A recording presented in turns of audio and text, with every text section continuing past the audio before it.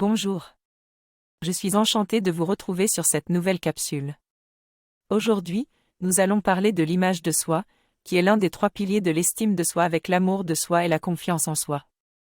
Je voudrais aujourd'hui vous expliquer pourquoi se comparer aux autres est une mauvaise pratique qui nous empêche souvent de développer une bonne image de soi.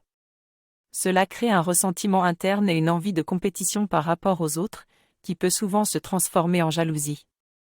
Cette stratégie épuise également énormément d'énergie. Pour rester serein et bien dans sa tête, il faut donc avant tout éliminer cette logique de comparaison. Une étude récente a d'ailleurs démontré que se comparer en permanence nous fait penser que nous ne sommes pas à la hauteur, ce qui peut nous empêcher de nous réaliser ou de passer au niveau supérieur dans notre vie.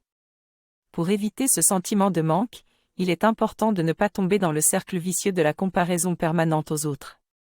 Si je me compare souvent aux autres, je vais développer un sentiment d'infériorité car je vais pointer mes propres capacités. C'est une mauvaise stratégie car plus je me compare, plus je renforce ce sur quoi je me concentre. Il est important de prendre conscience de cette stratégie chez soi et de mettre en place un système pour stopper ce comportement. À chaque fois que je me surprends en train de me comparer, je vais dire stop et observer patiemment. Ensuite, je vais me demander si la qualité que je vois chez cette personne est le reflet de mes propres qualités intérieures.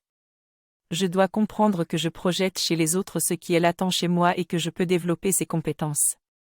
Au lieu de me concentrer sur le manque, je vais me concentrer sur mes capacités. Je trouve qu'il est important de voir chez les autres des qualités qui reflètent mes propres qualités intérieures. Cela implique de prendre conscience de mes propres qualités plutôt que de pointer mes manques. Cet exercice simple et positif peut mettre fin à la logique de comparaison négative et m'aider à développer ma confiance en moi. Je vais utiliser cet outil autant que possible et observer l'impact positif chez moi. Si vous avez aimé cette vidéo, n'hésitez pas à liker et partager avec d'autres personnes qui pourraient souffrir de manque de confiance en soi.